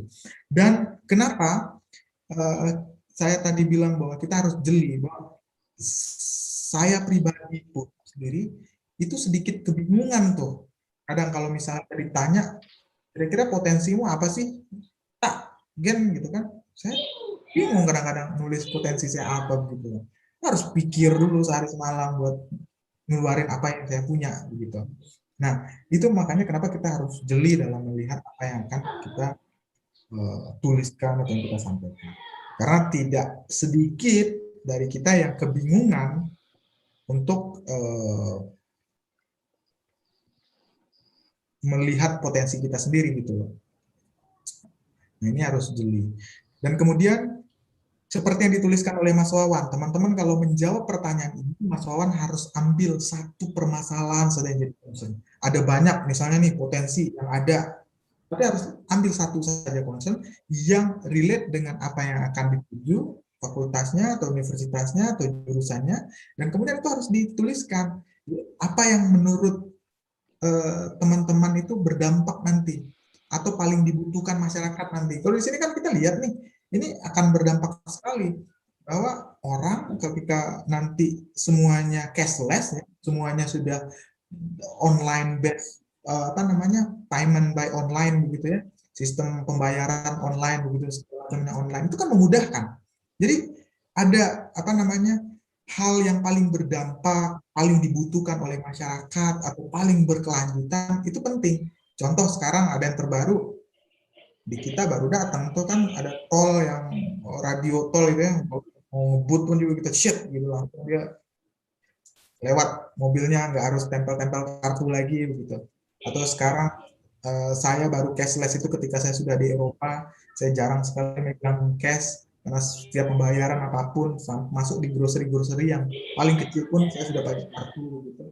Dan online pembayarannya, pemesanan segala macam sudah mudah. Saya mau belanja di toko, saya tinggal datang ke tokonya, saya sudah bisa selesaikan pembayaran saya dari rumah lewat website begitu. Mas Wawan sudah sampaikan di situ. Nah, teman-teman harus lihat tuh permasalahan yang ada, concernnya pilih salah satu, kemudian lihat yang paling berdampak, paling dibutuhkan oleh masyarakat apa, dan kemudian yang berkelanjutan, tapi ingat bahwa itu semua harus relate dengan apa yang akan kita ambil untuk satu tujuan. Nah, ini juga harus kita coba pikirkan apa yang sudah kita lakukan dan bagaimana kita melakukan itu harus tertuang di pertanyaan ini. Ini menarik dan sudah digambarkan oleh Mas Wawan dengan baik. Jadi si pemberi beasiswa akan melihat bahwa oh ini penting, karena tidak semua negara sudah mengaplikasikan yang seperti ini, kan begitu.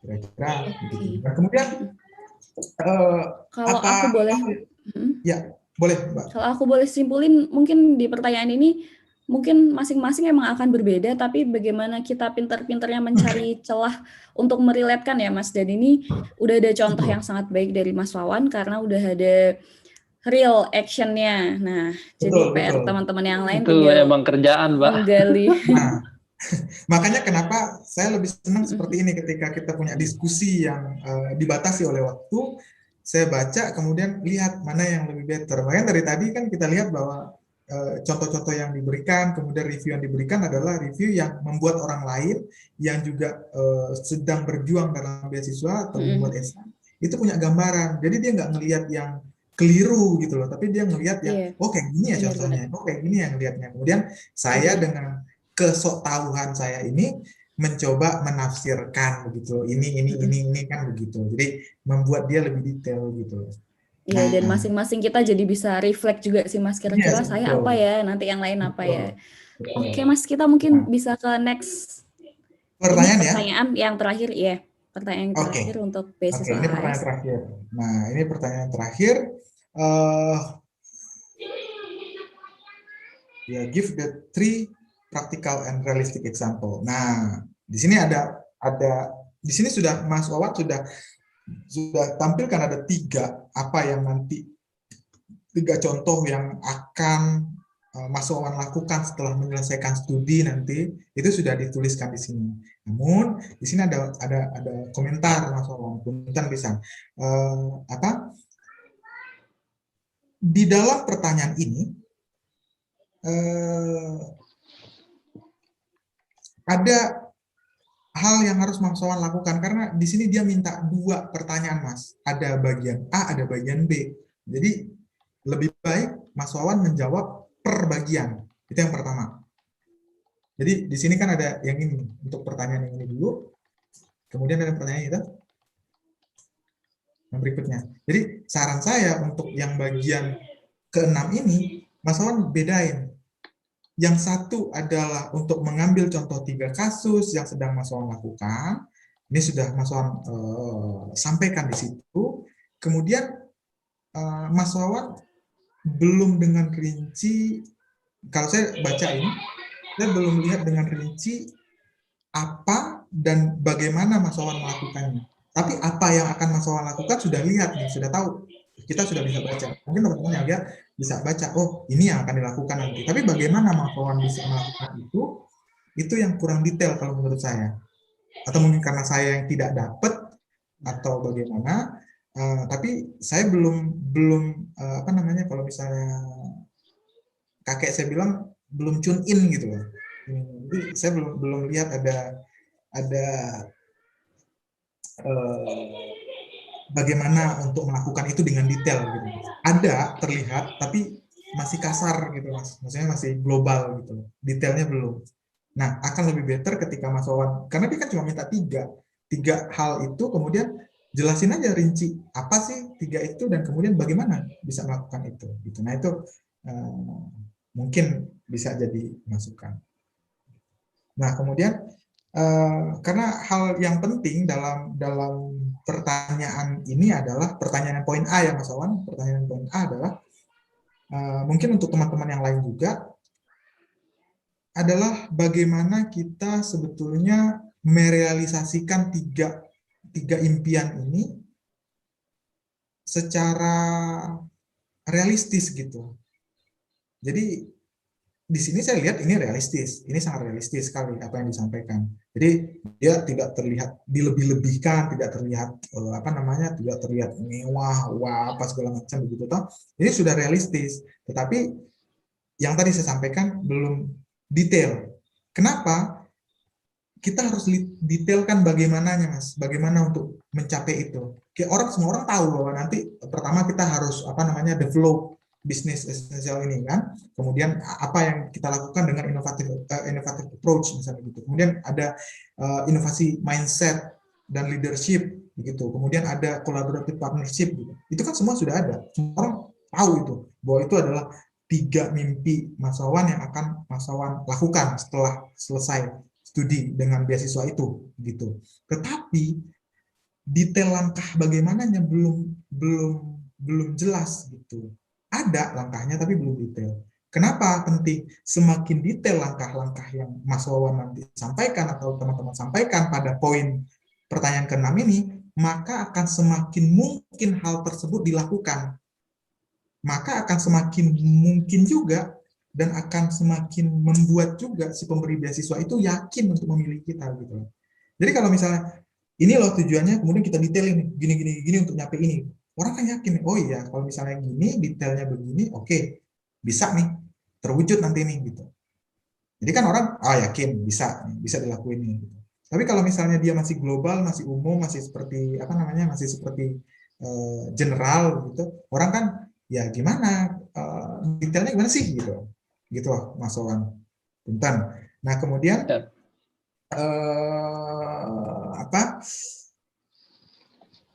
untuk mempermudah mungkin adalah membantu kita dalam melihat ini ya, melihat yang sudah disampaikan oleh Mas Wawan, ada 3 impian itu tadi.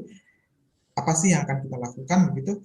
Ini bisa juga kita lihat jurusan yang akan kita tuju, dan kemudian output dari jurusan itu apa, dan bagaimana jurusan itu melihat, dan kemudian apa saja sih yang menjadi learning outcome dari si jurusan itu, dari universitas itu menjadi dasar kita dalam menulis detailnya, Mas.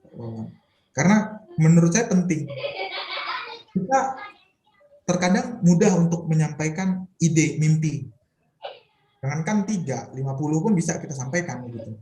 Tetapi bagaimana kita mendetailkan dari mimpi-mimpi itu yang menurut saya perlu kita inikan. Saya sudah dapatkan sudah dapatkan poin dari impian itu, tapi saya sudah dapatkan bagaimananya, tapi saya belum dapatkan detailnya gitu Mas Wawan untuk ini. Jadi mungkin untuk sekedar saran untuk semua ya, untuk semua. Jadi kita harus lihat juga, mungkin bisa tuliskan di situ perannya bagaimana, contohnya apa, misalnya itu perannya apa. Kemudian jangan lupa tadi yang saya bilang, kaitkan juga dia dengan bidang studi yang sedang diajukan di programnya Mas Wawan. Ini penting gitu. Jadi secara garis besar ini sudah menjawab Mas, apa yang Mas Wawan tulis sudah menjawab, cuma kurang detail. Mohon maaf tadi saya panjang ngobrol ngalor ngidul kemana-mana. Poin penting saya adalah detailin gimana caranya untuk bisa bikin 3 ini tercapai gitu.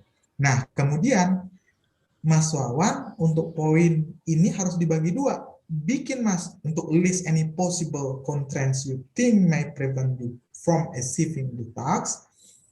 Lihat bahwa di sini Mas juga harus lihat kendalanya apa. Jadi kayak tadi saya jelaskan ke Mas Yohanes, Mbak Maria, dan Mas Adam bahwa kita harus runut.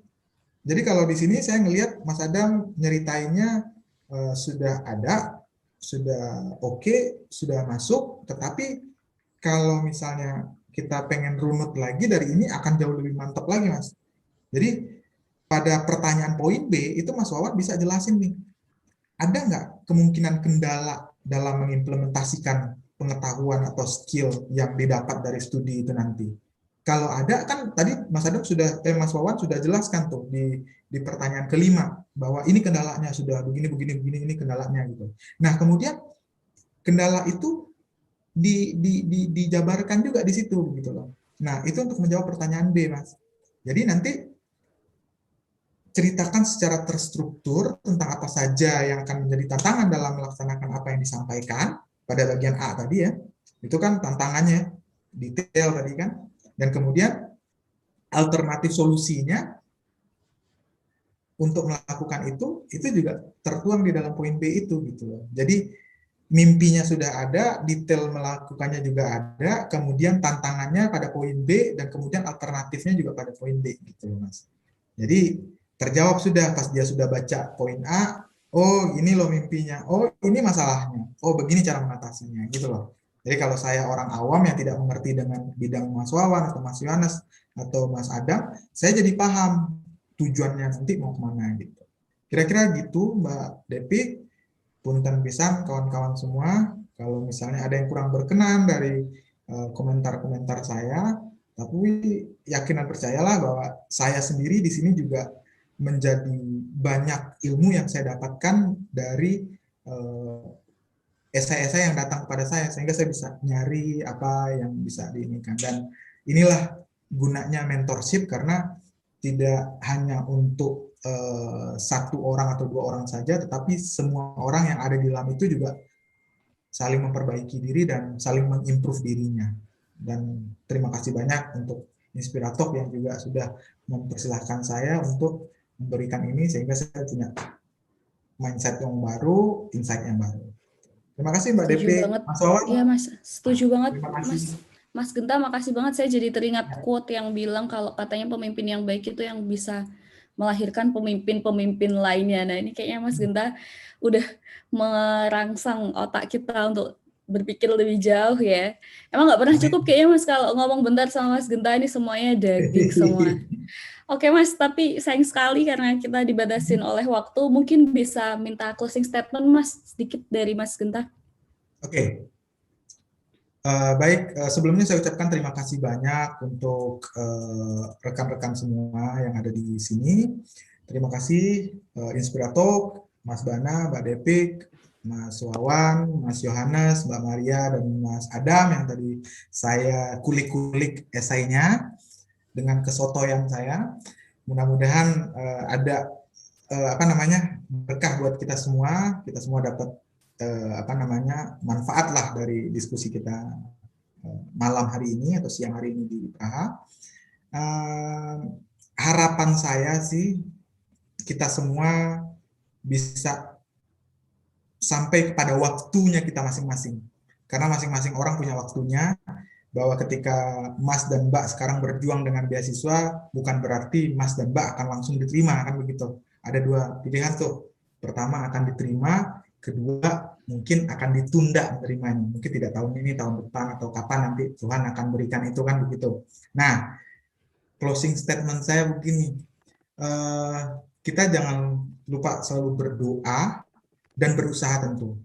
Kita sudah berdoa kepada Tuhan, ada dua kemungkinan. Ketika kita berdoa, Tuhan lancarkan saya untuk mendapatkan beasiswa ini, dan kemudian beasiswa itu kita dapatkan, berarti Tuhan mengabulkan harapan dan doa kita. Kita berbahagia dan kita bersyukur, kan begitu. Tapi ketika kita sudah berdoa dan kemudian Tuhan memilih yang kedua, Tuhan tunda itu, kita juga harus berbahagia dan kita juga harus senang, karena ini adalah pilihan Tuhan. Tuhan memilih ini karena Tuhan tahu mana yang jauh lebih baik nanti untuk kita dapatkan. Jadi dua-duanya sama-sama baik, namun jangan patah semangat. Saya sendiri pun dulu juga sama, dulu dari awal 2015 saya dapat ke beasiswa untuk ke Jepang, tetapi karena sesuatu dan lain hal, masalah internal, eksternal, tidak jadi berangkat. 2019 saya sudah diterima di universitas saya sekarang, tetapi ada satu kendala dan lain hal, akhirnya mundur 1 tahun sampai akhirnya 2020 saya akhirnya berangkat ke Praha. Jadi semua orang punya waktu, semua orang punya masanya masing-masing. Tetaplah berjuang teman-teman. Saya di sini pun juga ada di sini bukan berarti lebih baik, tidak sama sekali saya rasa, karena saya cuma dapat kesempatan lebih awal gitu. Mungkin yang lain juga dapat kesempatan di tempat yang lain, dengan waktu yang lain, dengan cara yang lain. Karena saya yakin dan percaya kalau misalnya 4 tambah 5 itu 9, 3 tambah 6 juga 9. Jadi sama-sama 9, tapi untuk dapetin 9-nya dengan cara-cara yang beda-beda gitu. Nah, maksud saya kita bareng-bareng sama-sama saling support, saling memberi semangat, karena Inspiratalk ID menurut saya ini adalah jawaban bahwa dulu orang nyari beasiswa itu susah sekali untuk dapat informasi beasiswa, untuk dapat rekan yang sudah dapat award day lebih awal, dapat beasiswa lebih awal, itu susah kan. Kita harus nyari, pas sudah dapat juga sombongnya minta ampun gitu kan, nggak mau cerita, nggak mau berbagi lagi gitu. Nah sekarang sudah diwadahi nih. Nah pas diwadahi juga maksud saya ini jadi buat Indonesia ini jadi luar biasa, bahwa pemuda-pemudinya berhimpun bersama untuk mencari peluang untuk dapat belajar jadi lebih baik lagi. Untuk apa? Karena saya yakin dan percaya Mas Bana dan kawan-kawan Inspiratalk melihat bahwa Indonesia ini ke depan akan kita pegang, bukan lagi untuk engkong-engkong kita yang sekarang ada di atas gitu kan. Jadi suatu saat siapapun kita punya kesempatannya kita masing-masing, dan kita bisa melihat bahwa kita punya waktunya masing-masing. Apapun yang kita lakukan sekarang, lakukan dengan semangat. Dan terima kasih Mas Bana, terima kasih Inspiratalk sudah mengumpulkan kita semua dalam forum yang berbahagia dan terhormat ini, bahwa kita bisa saling berbagi ilmu, saling memberikan motivasi dan semangat satu sama lain agar kita bisa maju bareng-bareng, belajar bareng-bareng, dan menggapai pendidikan yang lebih baik bareng-bareng dengan saling support dan memotivasi satu sama lain. Terima kasih, Mbak Devi. Oke, terima kasih banyak Mas Genta. Mungkin bisa kasih tepuk tangan semuanya buat Mas Genta ya. Tangan virtual atas sesi sharing dan motivasinya hari ini yang luar biasa banget. Semoga sehat-sehat terus dan lancar studinya ya Mas Genta ya. Dan sebelum kita tutup, kita akan ada sesi virtual photoshoot bareng dulu nih untuk mengabadikan kita acara kita hari ini, maksud saya. Mungkin teman-teman bisa diaktifkan dulu untuk videonya. Kita akan foto bareng dulu secara virtual. Oke, siap ya. Here we go, bismillah.